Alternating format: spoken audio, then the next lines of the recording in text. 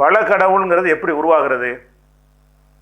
ஒரு கடவுள் தான் இருக்க முடியும்னு சொல்லும் பொழுது, அப்போ எதனால் பல கடவுள்கள் உருவாகிறது என்ற காரணத்தை நம்ம விளங்கி கொண்டோம் என்று சொன்னால், நம்ம ஒரு தவறான ஒரு முடிவில் இருக்கிறோம், ஒரு கடவுள் கொள்கையிலிருந்து மாறினது காரணம் என்னென்று அறிந்து கொண்டால் அதுக்கு தீர்வும் கிடைத்துவிடும். முதலாவதாக கடவுளை பற்றிய நம்பிக்கையில், கடவுளுக்கு மனைவி இருக்கிறார்கள், மகன்கள் இருக்கிறார்கள், கடவுளுக்கு தாய் இருக்கிறார், தந்தை இருக்கிறார் என்றெல்லாம் ஒரு நம்பக்கூடிய நிலைமை பல மதங்களில் காணப்படுகிறது. இப்படி இருக்கும் பொழுது தாராளமாக பல கடவுள் நுழைந்து விடும். கடவுள்னு ஒருத்தன் இருக்கிறான், அந்த கடவுளுக்கு ஒரு மகன் இருந்தால் கடவுள் மகன் கடவுள் தானே. அப்போ ஒரு கடவுளுக்கு தந்தை இருக்கிறார்னு சொன்னால் கடவுளை பெற்ற தந்தையும் கடவுள் தானே. அப்போ அவங்க கடவுளுக்கு பிள்ளைகள் இருக்கிறாருன்னு சொன்னீங்கன்னா அண்ணன், தம்பி, மாமா, மச்சான் என்று எல்லாரும் வந்து விடுவார்கள். எல்லாமே கடவுளாகத்தான் இருக்க முடியும். ஒரு இனத்துக்கு பிறக்கக்கூடியவர்கள் அந்த இனத்தவர்களாகத்தான் இருப்பார்கள். ஆடுகள் ஈனுகிற குட்டிகள் வந்து ஆடுகளாகத்தான் இருக்கும், மாடுகளுடைய கன்றுகள் வந்து மாடுகளாகத்தான் இருக்கும், மனிதனுடைய சந்ததிகள் மனிதர்களாகத்தான் இருப்பார்கள். கடவுள்னு ஒரு இனம், ஒரே இனம்னு வைங்க, அந்த கடவுளுக்கு பிள்ளைகள் இருந்தால் அவங்களும் கடவுளாக இருப்பாங்க. இவருக்கு என்னவெல்லாம் இயலுமோ அது எல்லாமே அவருடைய பிள்ளைகளுக்கும் இயலும். பிள்ளைன்றது அர்த்தம், பிள்ளைகள்ன்ற அர்த்தம் சொன்னாலும் என்ன அர்த்தம்னு கேட்டால், நம்முடைய தாய் தந்தையருக்கு என்னென்னலாம் இயன்றதோ அதெல்லாம் நமக்கு இயலும். அப்படி தான் அந்த மனிதன்கிற தன்மையில் மாற்றம் இருக்காது. இப்போ எதனால் இந்த பிரச்சனை வருது, நிறைய கடவுள் வருதுன்னு சொன்னால், கடவுளை நம்பும் பொழுது கடவுள்னு சொன்னால் அவன் தனித்தவன் என்று நம்ப வேண்டும். இஸ்லாம் சொல்லுகிறது. இஸ்லாம் எப்படி சொல்லுகிறதுனா, கடவுள்னு ஒருத்தன் மட்டும் நம்பினா பத்தாது. கடவுள் என்று சொன்னால் லம் எளிது ஒலம் யூலத், அவன் யாரையும் பெறவில்லை, யாராலும் பெறப்படவில்லை. அதாவது அவனுக்கு பெற்றோரும் இல்லை, பிள்ளைகளும் இல்லை. இப்படி இஸ்லாம் வந்து தன்னுடைய கடவுள் கோட்பாட்டை உலகத்துக்கு சொல்லுகிறது. அப்போ நீங்கள் கடவுளை நம்பும் பொழுது கடவுளுக்கு தாய் இருக்கிறார், தந்தை இருக்கிறார் நீங்கள் நம்பிட்டீங்கன்னு சொன்னால் அந்த கடவுளையே பெற்றெடுத்தவங்க தானே கடவுளாக இருப்பாங்க. அப்படி ஆகிவிடும். கடவுளுக்கு மனைவி இருக்கிறார்னு சொன்னால் அந்த இனத்தில் தானே கல்யாணம் பண்ணிக்கிடுவாங்க. கடவுள்னா பெண் கடவுள், கடவுளும் கடவுளும் சேர்ந்து தான் கடவுளை பெற முடியும் அப்படின்னு வைத்து கொண்டோம் என்று சொன்னால், அப்போ அந்த மனைவி அது ஒரு கடவுளாக இருந்து விடுவார்கள். அப்படி வந்துடும். அப்போ அந்த மனைவிங்கிறவங்களை வந்து யார் படைச்சாண்டு வரும், அவங்களே சுயம்புவாக இருக்கிறாங்களான்னு வரும். இப்படி பல குழப்பங்களில் வந்து முடிந்து விடுகிறது. இஸ்லாம் என்ன சொல்லுதுன்னு கேட்டால், இப்படி கொள்கை உலகத்துக்கு சொல்லுகிறது. நீ கடவுளை நம்புறதா இருந்தால் அவன் மட்டும்தான், அவன் ஆணும் அல்ல பெண்ணும் அல்ல. அவன் ஆண் என்று சொன்னால்தான் அவருக்கு ஒரு பெண் தேவைப்படும், பெண் என்று சொன்னால்தான் ஒரு ஆண் தேவைப்படும். இதெல்லாம் தேவைப்படும் என்று உருவாக்குனவன் அவன்தான். நம்மளை வச்சுட்டு சிந்திக்கக்கூடாது. நம்மளை ஆண் என்றும் நம்மள பெண் என்றும் இறைவன் உருவாக்குனதுனால ஒரு ஆணுக்கு பெண் தேவைப்படுகிறது, பெண்ணுக்கு ஆண் தேவைப்படுகிறார். இப்படிலாம் வேணும் என்கிற ஒரு நிலைப்பாட்டை கடவுள் ஏற்படுத்தின. எதற்காக ஏற்படுத்தினார்னு கேட்டால், இனப்பெருக்கத்திற்கு அது அவசியம். மனிதனை ஒவ்வொரு மனுஷனையும் கடவுள் நேரடியாக படைக்க முடியும் என்றாலும் அப்படி படைக்காமல் ஒரு ஜோடியை படைச்சு விட்டுட்டு அது வாட்டுக்கு பல்கி பெருகிக்கிட்டே போக வேண்டும் என்று சொன்னால் ஆண் பெண் என்ற அந்த இன அடையாளம் வித்தியாசம் இருக்க வேண்டும். இதற்காக வேண்டி கடவுள் வந்து எல்லாத்துலேயும், மனிதர்களில் மாத்திரம் இல்லாமல், உயிரினங்களில் மாத்திரம் இல்லாமல், தாவரங்கள் வரைக்கும் அனைத்துலேயும் ஆண் பெண் என்கிற ஒரு நிலையை ஏற்படுத்தி அவற்றுக்கு மத்தியில் ஒரு இணைப்பை உருவாக்கி அதன் மூலமாக சந்ததிகளை பெருக்கக்கூடிய வேலையை கடவுள் செய்கிறார். இதெல்லாம் வந்து மனிதனுக்கு சரி தேவை. கடவுள் வந்து அவர் நிறைய சந்ததிகளை பெருக்கி உண்டாக்கணுங்கிற ஒரு அவசியம் ஏதாவது இருக்குதா? அவசியம் இல்லை. ஏன் அவசியம் இல்லைங்கிறோம்? இப்போ நாம் உலகத்தில் வந்து சந்ததிகளை எதற்காக விரும்புகிறோம் என்று சொன்னால், நமக்கு முதுமை வரும், நமக்கு பலவீனம் வரும், நமக்கு இயலாமை வரும், கடைசியில் நமக்கு மரணமும் வந்துவிடும். அப்படி வரும் பொழுது நாம் கஷ்டப்பட்டு சம்பாதித்த இந்த சொத்துக்களை எல்லாம் நம்மிலிருந்து பிறந்த ஒருத்தன் அனுபவித்தால் நன்றாக இருக்குமே. அதனால தான் பிள்ளை விரும்புகிறோம். எதுக்காக பிள்ளை வேணும்னு ஆசைப்படுகிறோம் என்று சொன்னால், அந்த பிள்ளைகள் நமக்கு கஷ்டப்படுத்துவார்கள், பிறகு நம்ம கவனிக்காமல் போய்விடுவார்கள் என்றெல்லாம் உலகத்தில் பார்த்தால் கூட அதையெல்லாம் ஒரு புறந்தள்ளி விட்டு நம்ம ஆசைப்படுகிறோம். எதற்கு ஆசைப்படுகிறோம்? நமக்கென்று ஒரு பிள்ளை, நம்முடைய இரத்தத்திலிருந்து, நம்முடைய உயிரணுவிலிருந்து ஒரு குழந்தை உருவாகி இருக்கும் என்று சொன்னால் அது நம்மில் ஒரு பகுதி. அதனால் நம்முடைய வீடு வாச சொத்து சுகம் காசு பணம் தங்கம் எல்லாமே அந்த பிள்ளைகள் அனுபவிக்கட்டும். என்ற ஒரு நிலை இருக்கிறதுனால தான் பிள்ளையை விரும்புகிறோம். நம்ம கஷ்டப்பட்டு சம்பாதித்து அப்படி போட்டு போனால் எவனோ சாப்பிட்டு போயிடுவான். அப்போ அந்த மாதிரி ஒரு நிலை இருக்கும் பொழுது கண்டிப்பாக பிள்ளைகளை ஆசைப்படுவதில் ஒரு நியாயம் இருக்கிறது. கடவுளுக்கு என்ன மரணிக்க போகிறார் அவர்? கோடான கூட ஆண்டுகளுக்கு முன்னாடி எப்படி இருந்தாரோ அப்படி தான் இன்றைக்கி இருக்கிறார், இனியும் இருப்பார். இப்போ கடவுளுங்கிறவருக்கு மரணம் கிடையாது. மரணிச்சா தானே அந்த இடத்த நிறைக்கிறதுக்கு ஒரு ஆள் தேவைப்படும். மரணமே இல்லையே அவருக்கு. மரணிச்சா அவர் கடவுளாக இருப்பார். கடவுளுக்கு அடுத்த இலக்கணம் இஸ்லாம் என்ன சொல்லுதுன்னு கேட்டால் அல் ஹய்யுல் கய்யூம், நித்திய ஜீவன். கடவுள்னா படைத்தவனாக இருக்கணும். ரெண்டாவது நித்திய ஜீவன், எப்போதும் ஜீவனாக இருக்க வேண்டும், செத்துறக்கூடாது, சாவு வரக்கூடாது. அவன் சாவுக்கு அப்பாற்பட்டவனாக இருந்தால்தான் அவன் கடவுள்.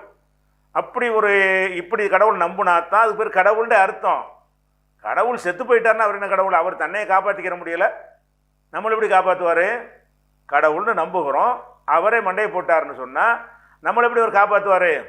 அப்போ நம்மையெல்லாம் காப்பாற்றக்கூடியவராக இருந்தால் அவருக்கு மரணம் வரக்கூடாது. துவக்கத்திலிருந்து இந்த நிமிஷம் வரைக்கும் உள்ள அத்தனை பயோடேட்டாக்களும் அவர் கையில் இருக்க வேண்டும்.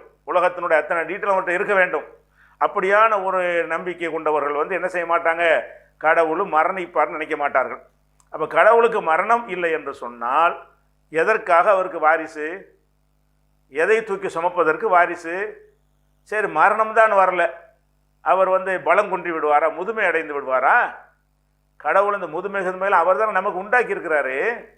இந்த உலகத்தில் இந்த மனிதன் ஒரேடியாக நிரந்தரமாக இருந்துடக்கூடாது, பல்கி பெருகி கொண்டே இருக்கணும்னு அவர் விரும்பி அவர் என்ன செய்கிறார்? எல்லாத்துக்கும் ஒரு முதிர்ச்சியை ஏற்படுத்தி முதுமையை ஏற்படுத்தி கொண்டு அழித்து விடுகிறார், நம்ம பார்க்குறோம்.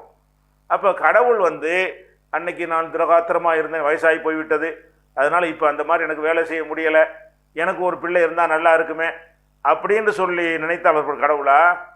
அவருக்கே ஏழலண்டு அவர் இப்படி கடவுளாக இருப்பார்? ஏழாதவன் தானே கடவுளை கூப்பிட போகிறான். அட எனக்கே முடியலடா, நீ என்னடா என்னைய கூப்பிடுற? அது கடவுள் கிடையாது. கடவுள்னு சொன்னால் அவர் எப்படி இருக்கிறார் அப்படியே இருப்பார்.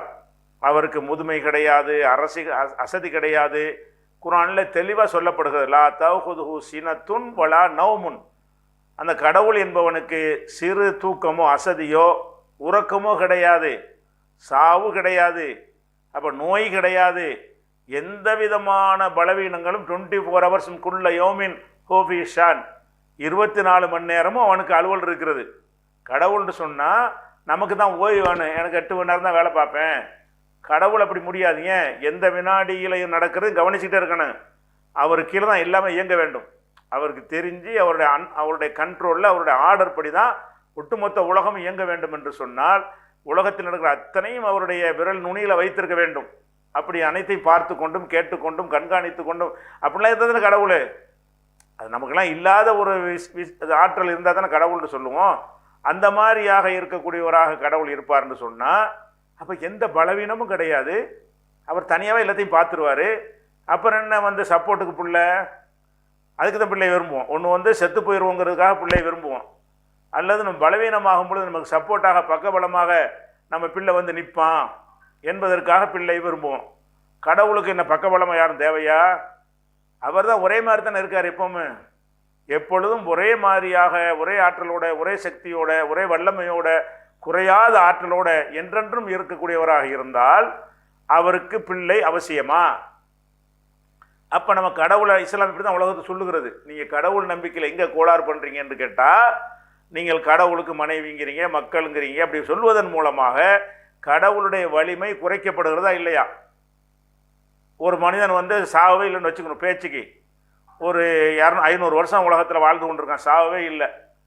அப்போ அவனுக்கு பிள்ளைக்கு எள்ளு பேரன் கொள்ளு பேரன் தள்ளு பேரன் பாட்டுக்கு அது பாட்டுக்கு அவன் வழியாகவே ஒரு 1000 பேர் உருவாகிடுவாங்க, 10,000 பேர் உருவாகிடுவார்கள். இவ்வளோ பேர் அவனுடைய பிள்ளைக்குட்டிகள் தானே. இந்த பிள்ளைக்குட்டிகள்லாம் அவனுடைய சந்ததிகளாக இருக்கும் பொழுது இவர்கள்லாம் காலகாலத்துக்கு இருந்தார்கள் என்று சொன்னால் அவருடைய சொத்துக்களை எப்படி யார் எடுத்துக்கொள்வார், இவர் யார் கவனிப்பார்னு வருமா இல்லையா?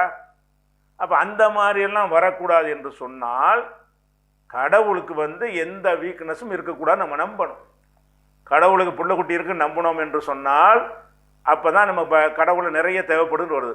கடவுளுக்கு மனைவி வேண்டும் என்று சொன்னால் கடவுளுக்கு கடவுள் இனத்தில் தானே மனைவி வேணும். அப்படிங்கும்போது இந்த 2 கடவுள் தன்னால் உண்டாகிப்படுகிறது. அந்த 2 பேரும் சேர்ந்து உருவாக்கின 3வது ஆளும் கடவுள்.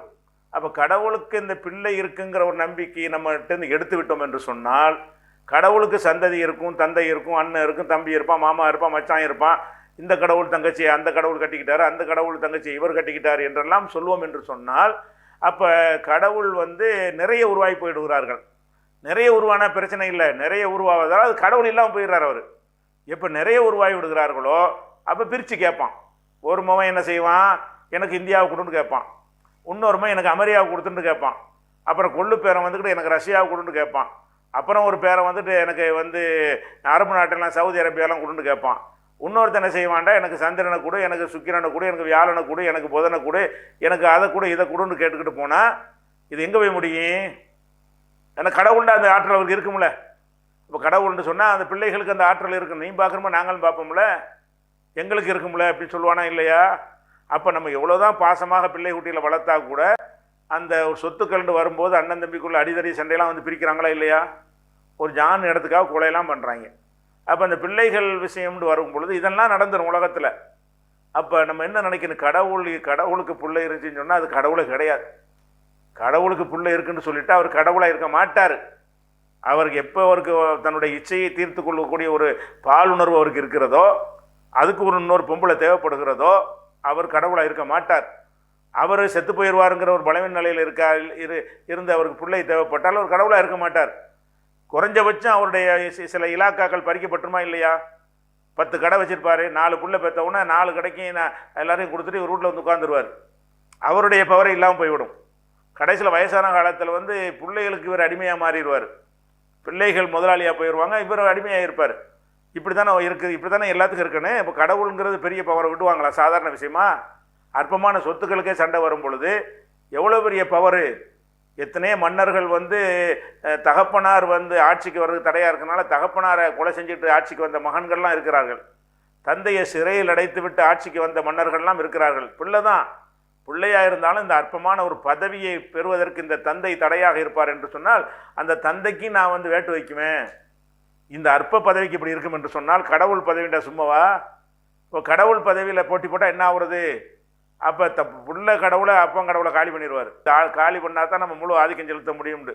இவர் காலி பண்ண நினச்சி காலி பண்ணிட்டாலும் ஒரு கடவுளாக இருக்க மாட்டார். அவர் இவரை காலி பண்ணாலும் கடவுளாக இருக்க மாட்டார். குழப்பம். அதாவது இப்போ கடவுளுக்கெல்லாம் தனித்தவன்ட்டு நம்பாமல் புள்ள குட்டி மாமா மச்சான்ட்டு நம்பினோம் என்று சொன்னால் அது கடவுளை நம்புகிற மாதிரி இல்லை, நம்மளை மாதிரி ஒரு மனிதனாக பார்க்கிறோம் கடவுளை, அவ்வளவுதான். இந்த மாதிரியான ஒரு குழப்பம் இல்லாமல் இந்த கொள்கை சரியானதாக தெரிகிறதா, அந்த கொள்கை சரியானதாக இருக்கிறதா? கடவுள்னு சொல்லி கொடுக்குறோம், இது கடவுளுடைய மனைவிங்கிறோம், இது கடவுளுடைய பிள்ளைங்கிறோம், கடவுளுக்கு இத்தனை பிள்ளைங்கிறோம், இது ஒரு கடவுள் தங்கச்சியை ஒரு கடவுள் கல்யாணம் பண்ணாருங்கிறோம். இப்படிலாம் நம்ம நம்பணும் என்று சொன்னால் இது நம்மளை மாதிரி அவரை பார்க்குறோமா அல்லது கடவுளாக பார்க்குறோமா? நம்மளை மாதிரி ஒரு மனிதராக அவரை சித்தரிக்கிறோமே தவிர நாம் கடவுளை நம்பலன்னு அர்த்தம். நம்ம எதையோ கடவுள் நினைத்து கொண்டிருக்கிறோம். கடவுள் இப்படி இருக்க மாட்டா, இருக்கக்கூடாது. இப்படி இருந்தால் கடவுள் இல்லை. அப்போ இந்த ஒரு விஷயத்தை நம்ம பார்க்க வேண்டும். அது போக இப்போ ஒரு மனித குல தோற்றத்துக்கு ஒரு வரலாறு இருக்கிறது. என்ன வரலாறு இருக்கிறது? இந்த பைபிள் அவங்களுடைய கணக்குப்படி சொன்னீங்கன்னா ஒரு 10,000-20,000 வருஷத்துக்குள்ளே அந்த உலகம் வந்திருக்கும்னு சொல்கிறாங்க. இஸ்லாமிய இதில் அந்த கணக்கு சொல்ல முடியாது. ஏன்னா இன்னாருக்கு இவர் பிறந்தார், அன்னாருக்கு அவர் பிறந்தாருங்கிற ஒரு பட்டியல் கிறிஸ்துவ நம்பிக்கையில் சொல்லப்பட்டிருக்கிறது. ஆதாமிலேருந்து ஆரம்பித்து கடைசி வரைக்கும் அப்படி வந்துச்சிங்கன்னா ஒரு 50-60 தலைமுறை வருகிறது. ஒரு 5,000-10,000 வருஷத்துக்குள்ளே அந்த வரலாறு ஆரம்பிச்சிடும். இஸ்லாத்தில் சொல்லப்படலை, எப்போன்னு சொல்லப்படலை. சயின்டிஃபிக்காக எடுத்தால் சில லட்சம் ஆண்டுகளுக்கு முன்னாடி முதல் மனிதன் தோன்றி இருப்பான்னு சொல்லி அந்த சில எலும்புக்கூடுகள்லாம் எடுத்து அதில் கார்பன் டெஸ்ட்லாம் பண்ணி இவ்வளோ ஆகிருக்கும்னு ஒரு கணக்கு சொல்கிறாங்க. சரி, இவ்வளோ காலம் இப்படி இருந்த ஒரு மனித குலம் இன்றைக்கி 800 கோடி அளவுக்கு வந்து விட்டார்கள். அன்றைக்கி துவங்கின இத்தனை லட்சம் ஆண்டுகளுக்கு முன்னாடி அல்லது இத்தனை 1000 ஆண்டுகளுக்கு முன்னாடி உருவாக்கப்பட்ட மனிதனை இன்றைக்கு உலகத்தில் 800 கோடியாக இருக்கிறான். 2 பேரில் ஆரம்பித்தது 800 கோடி அளவுக்கு இன்றைக்கி வந்து விட்டது உலக ஜனத்தொகை. அப்போ ரொம்ப ரொம்ப பிற்காலத்தில் வந்த மனிதனை 800 கோடி இருந்தால் இப்போ கடவுளுக்கு புள்ள இருந்தால் எத்தனை கோடி இருக்கணும்? மனிதனுக்காவது சில பேருக்கு புள்ள இருக்கும், சில பேருக்கு புள்ள இல்லாமல் இருக்கும். அந்த மாதிரியான பலவீனங்கள்லாம் இருக்கிறது. அப்படி இருந்தால் 800 கோடி ஓடியாந்துருச்சு. கடவுள்னு சொன்னால் அவருக்கு பிள்ளை இல்லாமல் இருக்குமா? நினச்சப்படலாம் பிள்ளை பெறுவார் அவர். அந்த பலவீனம் இருந்தால் அவர் கடவுளாக இருக்க மாட்டார். அப்போ கடவுள் குழந்தை பெற்றார் அப்படின்னு நம்ம சொல்ல போனோம் என்று சொன்னால் இந்த மனிதனுக்கெல்லாம் முன்னாடி லட்சம் லட்சம் கோடானு ஆண்டுகளாக இருக்கிற கடவுளாக இருந்தால் அது எத்தனாயிரம் கோடியாக இருக்குன்னு 800 கோடியாக இருக்குது. நம்ம மனிதனுடைய 800 கோடின்னு சொன்னால் 800 கோடி கடவுளும் உலகத்தில் இருப்பாங்க. கடவுளுடைய மகன் பேரன் கொள்ளு பேரன் பரம்பரையாக வருதுன்னு வைங்க. அது பாட்டுக்கு பல்கி பெருகி ஒரு மனுஷனுக்கு 1 லட்சம் கடவுள் இருப்பாங்க. இந்த பிரித்து கொடுத்தா கடவுள் எவ்வளோ இருப்பாங்க? கடவுள் ஒரு மனிதனுக்கு வந்து ஒரு லட்சம் கடவுள் இருப்பாங்க. இந்த கால்குலேஷன் பண்ணி பார்த்து அவர் 2 பேரை வச்சு ஒரு கடவுள் ஆம்பளை கடவுள் பொம்பளையும் வச்சு அதை ஒரு 500 கோடி வருஷம்னு வச்சுக்கிட்டு அதுக்கு முந்தினவன் கடவுள் ஒரு பேச்சுக்கு ஒரு 500 கோடி ஆண்டுகளுக்கு முன்னாடி இருந்தார்கள்னு கணக்கு எடுத்துக்கிட்டு அது அப்படி இப்போ ஒரு ஆளுக்கு 2 பிள்ளைன்னு பெருக்கி வந்துக்கிட்டு இருந்தால் கூட கம்ப்யூட்டர்லையும் சூப்பர் கம்ப்யூட்டர்லையும் அடங்காது, அவ்வளோ நம்பர் வந்துடும். அப்போ அவ்வளோ இருக்கிறாங்களா கடவுள்? அதையும் அவர் 2 3 முடிச்சிடுறாங்க, மகனோட முடிச்சிடுறாங்க. மகனும் கடவுள் தானே, அவருக்கு பிள்ளை இருக்கணும்ல, அவர் கடவுள் தானே, அந்த பிள்ளையும் கடவுள் தானே, அவருக்கு பிள்ளை இருக்கணும்ல. அது எங்கே ஏன் முடிச்சு வைக்கிறீங்க? கடவுளுக்கு பிள்ளை இருக்குன்னா எல்லாம் கடவுள் தானுங்க. அப்போ அதை எங்கே முடிச்சு வைக்கிறீங்களோ அப்போ தான் விளங்கிக்கொள்ளணும்னு இது நம்ம தான் உண்டாக்கியிருக்கிறோம், நிஜம் இல்லை. நிஜமாக இருந்தால் முடியக்கூடாது. கடவுள் பிள்ளை பெற்ற மாதிரி கடவுளுடைய பிள்ளையும் பிள்ளை பெறுவார், கடவுளுடைய பேரனும் பிள்ளை பெறுவார், பேரனுக்கு பேரனும் பெறுவார், பெற்றுக்கிட்டே இருப்பார். அப்படிங்கும் பொழுது நம்ம சமகாலத்திலையும் பிள்ளை பெற்றிருப்பார்ல, அதை கடவுளாக்கிட்டு போயிடலாமே. அப்போ யார் அவர்? இல்லை. அப்போ இந்த கடவுள் பல கடவுளுங்கிற நம்பிக்கை வந்து உருவாகிறதுக்கு என்ன அடிப்படை விஷயம்னு கேட்டால், கடவுளுக்கு மனைவி மக்கள்னு நம்மளாக தப்பாக விளங்கிட்டோம். அது தப்பாக கடவுளுக்கு மனைவி மக்கள் நினைக்கிறத கடவுளை பலவீனமாக்கும். கடவுள் என்பவன் தனித்து நிற்கிறவன், அவனுக்கு அந்த மனைவியோட சேர்ந்தாதான் எனக்கு இன்பம் கிடைக்கும் என்று இருந்தால் அவன் கடவுள் கிடையாது. அவனுடைய தேவைக்கு இன்னொருத்தி தேவைப்படுகிறாள்னு வந்து அவன் கடவுளா? அவன் வந்து சுயம்பு, எதுவுமே அவனுக்கு தேவையில்லை, அவனாவே எல்லாத்தையும் நிற்க வேண்டும் அப்படிங்கிற இந்த சிற்றின்பத்தின்பால் நாட்டம் உள்ளவனாக அவன் இருப்பானேயானால் அப்போ வந்து அது கடவுளுங்கிற தன்மைக்கு அது இழுக்கு. கடவுள்னு அப்படி இருக்கவே கூடாது அப்படின்னு விளங்கினோம் என்று சொன்னால் பல கடவுள் கொள்கை வரவே வராது. ஒரு கடவுள் சரிதான் புள்ள குட்டின்னு சொல்கிறாங்களா, அது கடவுளை பற்றினது இல்லை. ஏதோ எழுதி ஒரு சம்பவங்கள் இதெல்லாம் எப்படி வருகிறதுன்னு கேட்டால், வரலாறுல சில பேர் என்ன செய்வாங்க, ஒரு சாதனை படைத்திருப்பார்கள். இப்போ நான் ஒரு ஜாதியை சேர்ந்தவன் வைத்துக்கொள்ளுங்கள். என்னுடைய ஜாதியில் உள்ள ஒருத்தன் முப்பாட்டன் கொள்ளுப்பாட்டன் ஒரு 1000 ஆண்டுகளுக்கு முன்னாடி ஒருத்தன் வீர தீர பராக்கிரமம் செய்யக்கூடிய ஒருத்தனாக இருந்திருந்தான் என்று சொன்னால் அவனை அந்த காலத்தில் உள்ள என் இனத்தார்கள் மதித்திருப்பார்கள். அடுத்து வரவர்கள் இன்னும் கொஞ்சம் கூடுதலாக மதிப்பார்கள், அடுத்து வரக்கூடியவர்கள் இன்னும் கொஞ்சம் அதிகமாக மதிப்பார்கள், அடுத்து வரக்கூடியவர்கள் இன்னும் கொஞ்சம் அதிகமாக மதிப்பார்கள். மதித்து போட்டு கடைசியில் ஒரு கடவுள்னு ஆக்கி விடுவார்கள். அப்போ பல 100 ஆண்டுகளாக ஒரு கடவுளாக வணங்கப்பட்டு மதிக்கப்பட்டு வந்து விடுவார். அப்போ அதனால தான் இப்படி ஏதோ முக்கியமான உங்கள் அந்த சமுதாயத்தில் ஏதோ சேவை செஞ்சவராகவோ ஆட்சி புரிந்தவராகவோ ஆன்மீக கருத்துக்களை சொன்னவராகவோ அந்த சமுதாயத்தின் விடுதலைக்கு பாடுபட்டவராகவோ அந்த சமுதாயத்துக்கு நற்கருத்துக்களை சொன்னதாகவோ அந்த சமுதாயத்துக்கு ஒரு பாதுகாவலராகவோ ஏதோ ஒரு வகையில் ஒவ்வொரு காலகட்டத்தில் ஒருவர் தலையெடுப்பார் என்று சொன்னால் அவரை நம்ம மதித்து காலப்போக்கில் என்ன மாதிரி ஆக்கிடுவோம் என்று சொன்னால் கடவுள்னு ஆக்கியிருக்கிறோம். அதனால தான் புள்ள குட்டிலாம் வருது. எதனால் மனைவி மக்கள்லாம் வருது? நாம் வந்து நம்ம மதிக்கிறவங்க கெட்டவங்களாம் இருக்கும், நல்லவங்களாக இருக்கலாம். நல்லவங்கள தான் மதிப்போன்னு சொல்ல இயலாது. ஆனால் நம்ம நல்லவங்களா அவன் பார்வையில் வந்து அவர் ஒரு ஹீரோ, அவர் ஒரு நமக்கு முன்னோடி அப்படின்னு சொல்லும் பொழுது அவரை வணங்கக்கூடியவர்களாக அவரை மதிக்கக்கூடியவர்களாக ஒரு சாரார் ஆரம்பத்தில் உருவாவார்கள். அது காலப்போக்கில் எங்கே போய் முடியும் என்று கேட்டால் அவர் அப்படி கடவுள் நிலையில் கொண்டு வைக்கணும்னு புரியும். அப்படி சொன்னதுனால தான் அந்த கடவுளுக்கு மனைவியை சொல்ல முடிகிறது. எதனால மனைவி வர்றாங்க? மனுஷன் தானே அவரு, அதை மறைக்க முடியலை.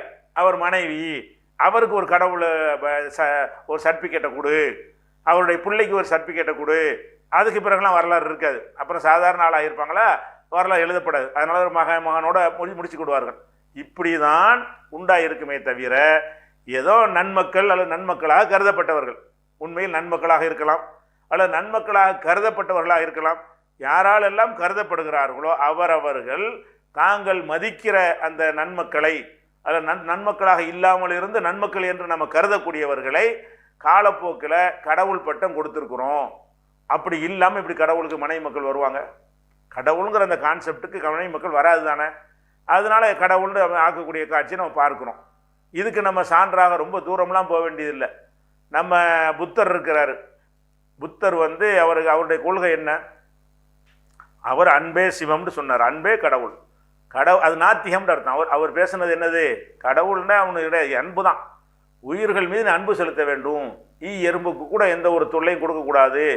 எந்த அளவுக்குன்னா அந்த காலத்துலலாம் அந்த குருமார்கள் என்ன செய்வாங்க, தங்களுடைய ஆடைகளை கீழே தரையில் இழுபடி மாதிரி நடத்தி கொண்டு என்ன செய்வாங்க, நடப்பாங்கன்னா அது எறும்பு எல்லாம் கூட்டி விட்டு தான் அப்புறமா நடப்பாங்க. எறும்பு கூட மிதிச்சிடக்கூடாது. இப்படியெல்லாம் ஒரு கருத்து, ஒரு கான்செப்ட் அதுக்கு இருந்திருக்குது.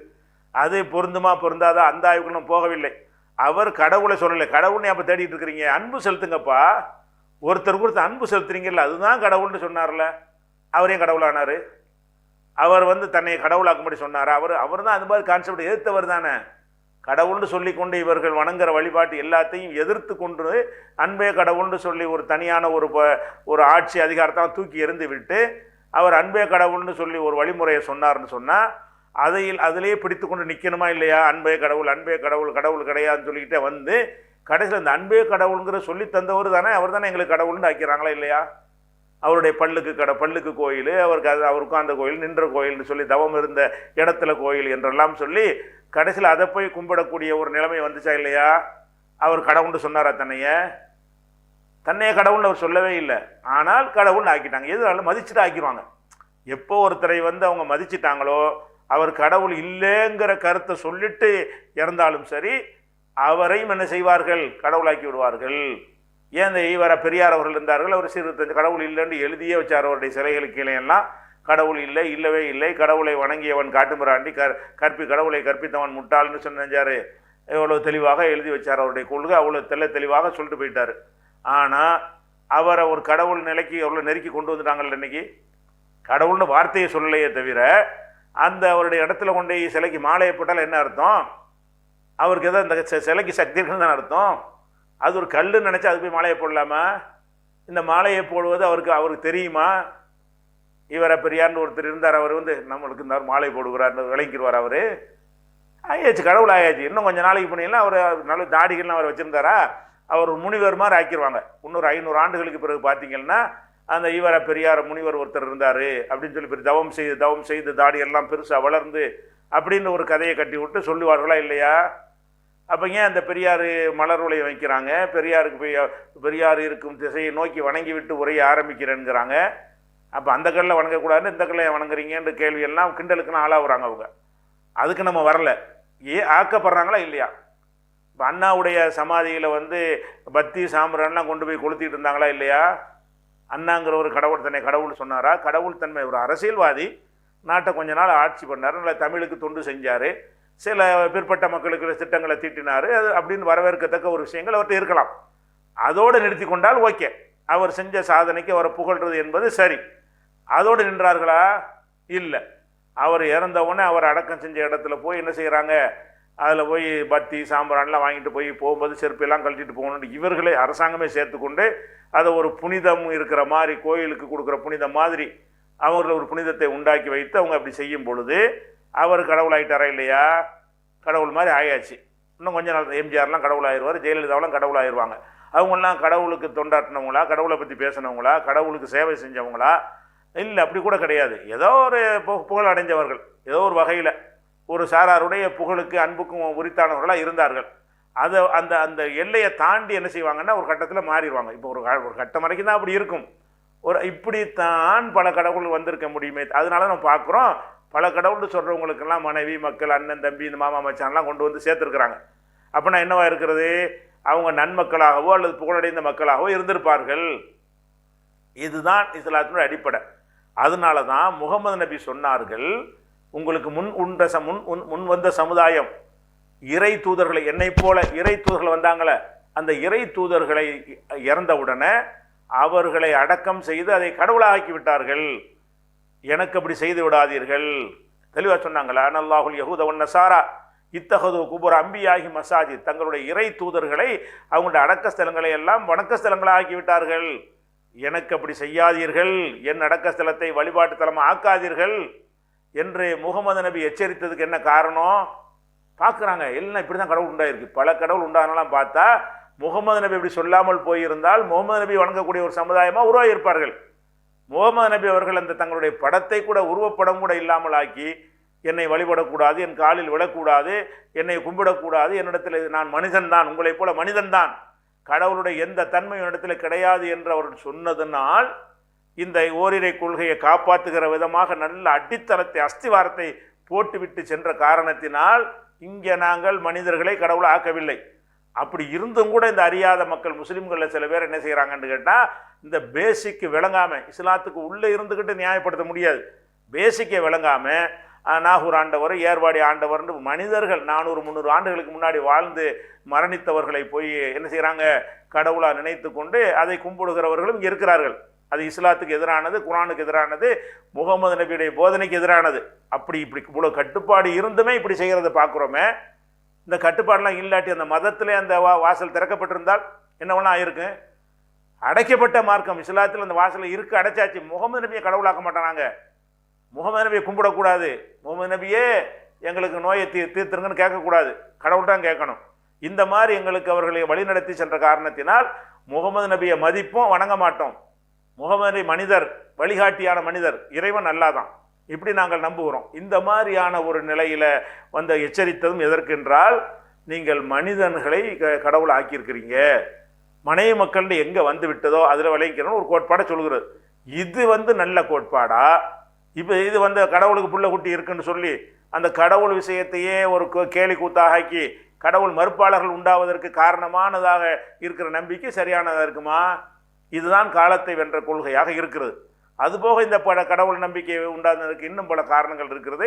அதற்கு இஸ்லாம் என்ன மாதிரி தீர்வை சொல்கிறது என்பது இன்ஷா அல்லாஹ் அடுத்தடுத்த வாரத்தில் பார்க்கலாம். அஸ்ஸலாமு அலைக்கும்.